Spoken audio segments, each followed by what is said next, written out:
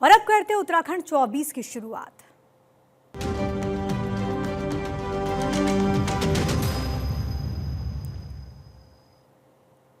और सबसे पहले इस बुलेटिन में हम बात करेंगे चारधाम यात्रा की, जिसने रफ्तार पकड़ ली है। आज 5,177 तीर्थयात्रियों ने रजिस्ट्रेशन कराया।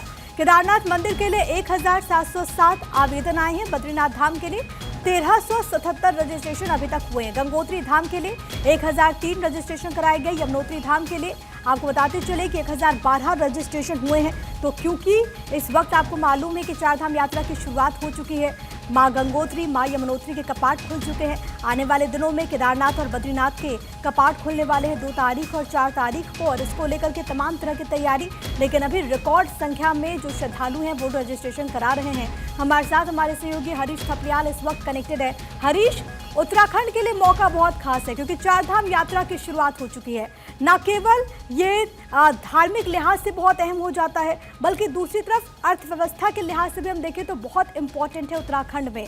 अभी इसको लेकर के किस तरीके का नज़ारा आप देख पा रहे हैं? गंगोत्री यमुनोत्री के कपाट खुल गए, बद्रीनाथ केदारनाथ को लेकर के भी तैयारी है।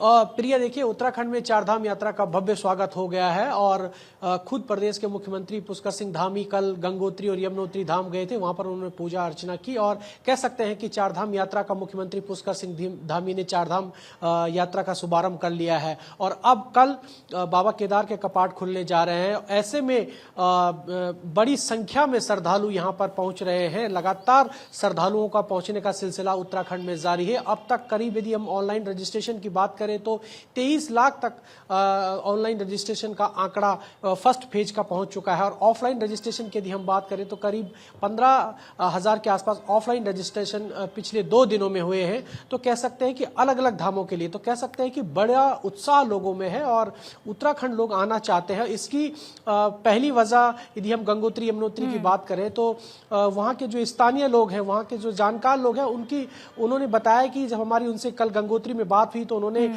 बताया कि जब मुखबा गांव में जो गंगा का मायका है, प्रधानमंत्री नरेंद्र मोदी मुखबा गांव पहुंचे, उसके बाद से ये असर हुआ है कि लोग पहले सीधे गंगोत्री धाम तक श्रद्धालु पहुंचते थे। संख्या में जो श्रद्धालु हैं वो ऑनलाइन और ऑफलाइन रजिस्ट्रेशन करा रहे हैं। आपका बहुत धन्यवाद तमाम बातचीत के लिए।